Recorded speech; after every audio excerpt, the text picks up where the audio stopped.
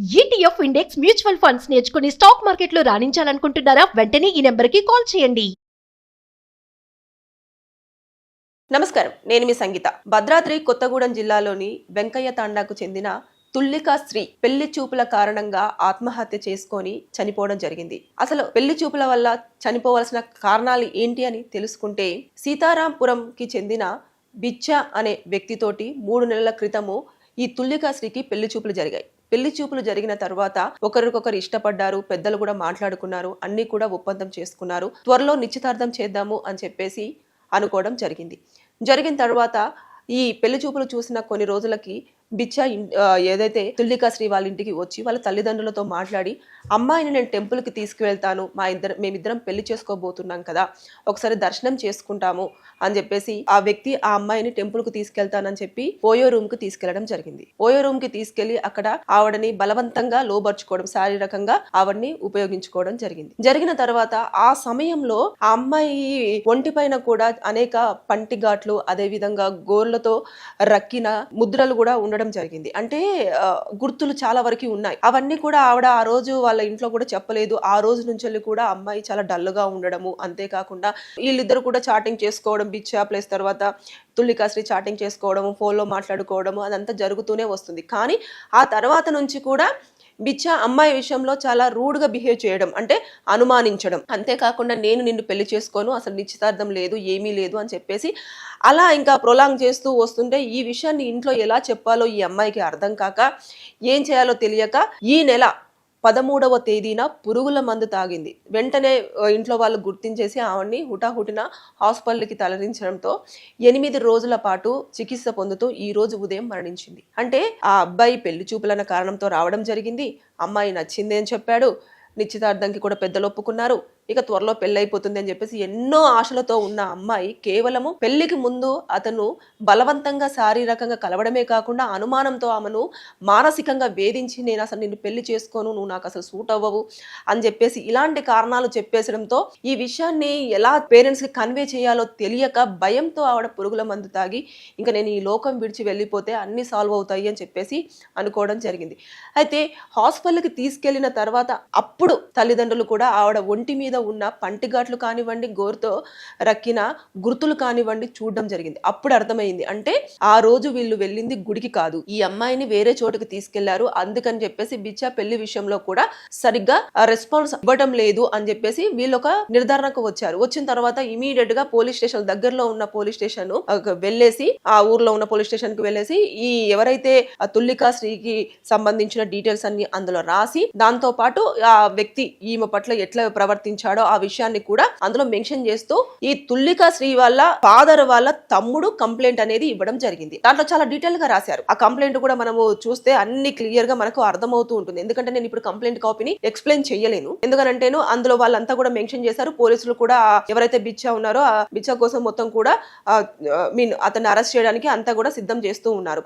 అంటే అతను ఎయిర్పోర్ట్ లో ఒక మంచి ఉద్యోగంలో ఉండడం జరిగింది, వచ్చాడు, అమ్మాయి నచ్చాడు అని చెప్పేసి అన్నారు. అంటే ఇదంతా చూస్తూ ఉంటే ఎలా ఉంది, కేవలము ఉపయోగించుకోవడం కోసం మాత్రమే, అమ్మాయిని శారీరకంగా వాడుకోవడం కోసం మాత్రమే వచ్చినట్టుగా ఇక్కడ కనిపిస్తుంది. అంటే మనం కొన్ని సార్లు కొన్ని సందర్భాలలో మాకు కేసులలో ఒక మాట చెప్తూ ఉంటారు. ఏంటి అని అంటే, మేడం నన్ను పెళ్లికి ముందే శారీరకంగా మనం కలిసిన తర్వాతనే మన ఇద్దరం అండర్స్టాండింగ్ తో ఉంటామా లేదా అన్నది తెలుస్తుంది. కాబట్టి నిశ్చితార్థానికి ముందు కానివ్వండి, పెళ్లికి ముందు కానివ్వండి, ఒకసారి మనం కలిస్తే లైఫ్ లాంగ్ హ్యాపీగా ఉంటామా లేదా అనేది అక్కడ తెలిసిపోతుంది. కాబట్టి కలవాలి అని చెప్పేసి కొంతమంది మమ్మల్ని ఇబ్బంది పెడుతూ ఉంటారు అని చెప్పేసి కొన్ని సందర్భాలలో, కొన్ని కేసులలో మేము వింటాం. కానీ ఇక్కడ చూస్తే అది ప్రాక్టికల్ గా జరిగిపోయింది. అంటే పెళ్లి చూపులు అయిపోయింది, ఇంకా నిశ్చితార్థం కూడా కాలేదు, అమ్మాయిని టెంపుల్ అని తీసుకెళ్లేసి వాడుకున్న తర్వాత ఇంకా అనుమానం, నువ్వు నాతోటే వచ్చావు, ఇంకెవరితోటి వెళ్ళవన్న నమ్మకం ఏంటి, ఇలాంటివన్నీ. అంటే ఆవిడ మొబైల్లో వారి యొక్క చాట్ కన్వర్జేషన్ అంతా కూడా, ఆవిడ మొబైల్ అంతా కూడా పోలీస్ స్టేషన్ లో పోలీసుల హ్యాండ్ ఓవర్ చేసుకోవడం జరిగింది. ఇప్పుడు దాని పాస్వర్డ్ అంతా ఓపెన్ చేసిన తర్వాత వీరిద్దరు చాట్ విషయంలో ఏం జరిగింది, ఏంటిది, అసలు ఏం మాట్లాడుకున్నారు, ఎంతెంత సేపు మాట్లాడుకున్నారు, ఎలాంటి కన్వర్జేషన్ జరిగింది అనేది కూడా పూర్తి స్థాయిలో మొత్తం పూర్తిగా ఎంక్వైరీ చేస్తారు. ఎందుకంటే రీజన్, ఆ అమ్మాయి చాలా నరకం అనుభవించి మరి చనిపోయింది.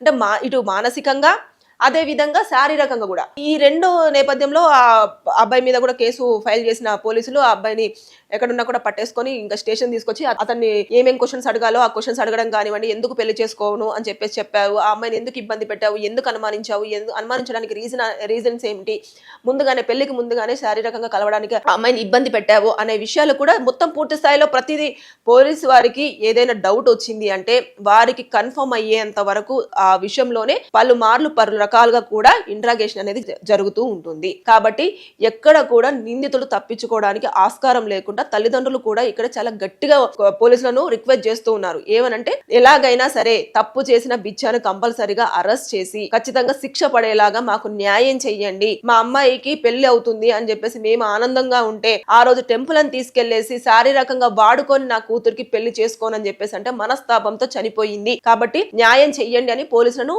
వాళ్ళు వేడుకుంటూ ఉన్నారు. అంటే నేను ప్రతి ఒక్కరికి చెప్పేది ఒకటే, ఈ వీడియోతో నేను ఒక్కసారి మీకు చెప్పాలనుకుంటున్నాను.